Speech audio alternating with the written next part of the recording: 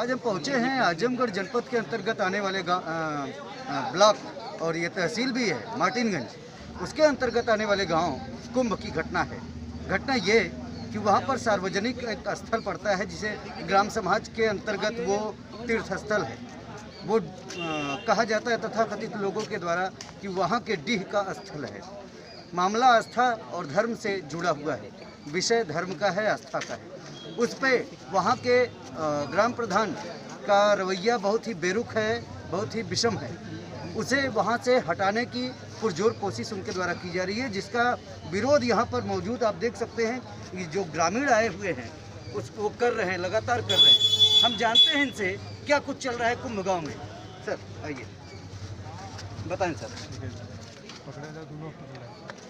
हमारे साथ सिकंदर यादव जी मौजूद हैं जो इस मामले का नेतृत्व कर रहे हैं। हम इनसे जानते हैं क्या कुछ चल रहा है इस मामले में, क्या आश्वासन मिला है अधिकारियों के द्वारा, जो विभागीय अधिकारी हैं। सर बताएं। आज मेरे गांव में 20 दिन पहले से ये घटनाक्रम चल रहा है कि डीह बाबा के स्थान पे, कुंभ गाँव में डीह बाबा के स्थान पे 200 साल पुराना स्थान था, जिस स्थान को लेकर के एकदम जीर्ण हो चुका था।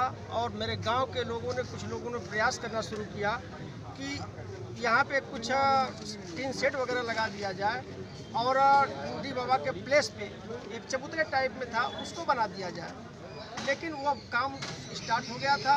इसके बाद गांव के प्रधान जी आए और 112 नंबर डायल करके पुलिस को बुलाए, जिसमें सिकंदर यादव, मैं और हमारे साहब लाल जी हैं और भाई वकील साहब, इन लोगों के ऊपर 112 नंबर डायल करके बुलाए और थाने में ले जा करके प्रकरण को पहुँचाया उन्होंने। जबकि यह काम एक समाज के लिए, यह समाज के लिए काम हो रहा था कि यह जो जीर्ण शीर्ण पड़ा हुआ है और यहाँ पे गांव की महिलाएं जब आती है कढ़ाई वगैरह करने के लिए, और उस रास्ता बना हुआ है, वह भीरा से निकलते हुए कोहरौली कुंभ होते हुए जाता है रास्ता। उस रास्ते से जो लोग भी आते हैं, कभी बारिश और धूप छाया होता है तो वहाँ पे छाया में लोग खड़े होते हैं। बरसात होती है तो करहिया करने वाली महिलाएं वहाँ भीग जाती है, सारे लोगों का एकदम परेशान हो जाता है। यह सोच करके गांव वालों ने अपना वो शिफ्टिंग सेट रखना शुरू किया और प्रधान जी ने उसका विरोध किया और उसको मैटर को इतना ये उलझाते हुए लेके चले जा रहे हैं कि गांव वाले एकदम त्रस्त होकर के आज 200 की संख्या में आगे मार्टिनगंज तहसील पे आए हुए हैं लोग। और यह तहसीलदार और एसडीएम साहब से मुलाकात की गई और एसडीएम साहब ने आश्वासन दिया कि उसको हम लोग देख करके उसको करवाते हैं और आगे आप लोग काम को करवाइए। और वहाँ पे 200 पेड़ शीशम की थी, उस शीशम को उन्होंने काट करके अपने आप उठा ले गए। और जब लेखपाल महोदय से उसका जिक्र किया गया, कहा गया कि इसकी रिपोर्ट लगाइए, तो उन्होंने क्या किया कि कहा कि यह आंधी में आई थी, आंधी में सब पेड़ गिर गए और गांव वाले उठा के लेके चले गए। 200 पेड़ शीशम और काफ़ी बेश कीमती शीशम के पेड़ थे, जिस पे को उन्होंने उठा करके ले जाकर के अपने घर पे और बेच दिया और काफ़ी जगहों पे बांट भी दिया है।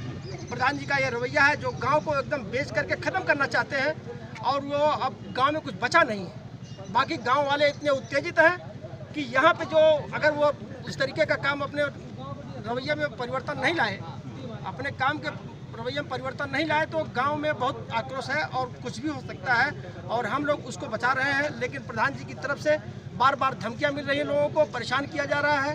एक कुएं भाई के पर्सनल फ़ोन पे और लोगों के फ़ोन पे आई धमकियाँ कि तुमको मरवा देंगे, कटवा देंगे। इस तरीके का क्या तरीका है? राजनीति में होकर के जो गाँव वाले आपको ऊपर उठाए हैं और उन्हीं लोगों को इस तरीके से आप हो रहा है, यह तो अच्छी बात नहीं है। मुझे नहीं लगता कि एक राजनेता को इस तरीके से काम करना चाहिए राजनीति में आने के बाद।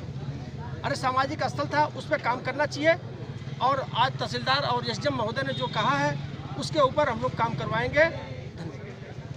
तो ये थे इस मसले के नायक, जिन्होंने स्पष्ट कर दिया है कि प्रधान की दादागिरी, उनकी किसी भी ध्वंस को हम बर्दाश्त नहीं करेंगे।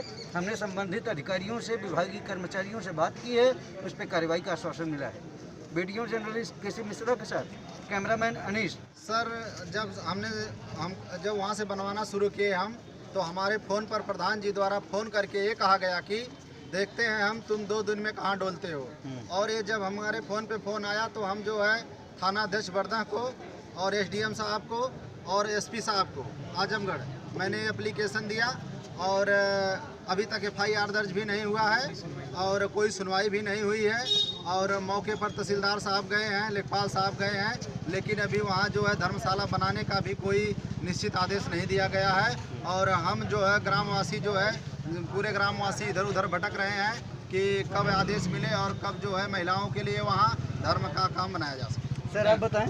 प्रधान जी ये भी कहते थे ग्रामवासियों के सामने कि अगर जो भी यहाँ निर्माण करेगा, चाहे वो कोई भी व्यक्ति हो, कैसा भी हो, हम उसको मारेंगे और मंदिर खनवा के फेंकवा देंगे। मैं सरफराज पठान हूँ, मुझे भी धमकी दी है पर्सनली फ़ोन करके। और अरविंद यादव जी हमारे बड़े भाई वर्धा पीजी कॉलेज के छात्र नेता हैं, उनको भी धमकी मिली है, उनको घर वालों को भी धमकी मिली है कि अगर तुम लोग इस मंदिर का समर्थन करोगे, जो भी समर्थन करेगा, कोई भी व्यक्ति हो, किसी भी जाति धर्म का हो, सबको हम मारेंगे। पंधारी यादव इतने दबंग इंसान हैं, वो सबको धमकी दे रहे हैं, सबको मंदिर उखड़वा के फेंकने की, जो हमारे हिंदू भाई की आस्था है, हमारी आस्था है, उनको बोलते हैं कि मंदिर उखड़वा के फेंकवा दूंगा और मेरा कोई कुछ नहीं कर सकता, प्रशासन मेरे मुट्ठी में है।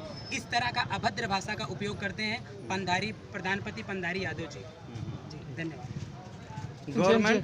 गवर्नमेंट भारतीय जनता पार्टी की सूबे में काबिज है, जहां एक तरफ धर्म का प्रकरण चलता है, धर्म और आस्था के नाम पे ही कहीं न कहीं वोटों का ध्रुवीकरण हुआ है।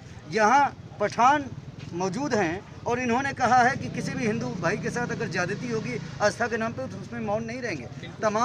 तमाम धमकियां इनको मिल रही हैं। अब देखने वाली बात ये होगी कि वहाँ के ग्राम प्रधान यानी कि कुंभ के ग्राम प्रधान पंधारी यादव जी क्या कुछ करते हैं, क्योंकि धमका तो बहुत रहे हैं। ऐसे में हम सबकी ये अपील रहेगी कि इन ग्रामीणों को सुरक्षित रखा जाए।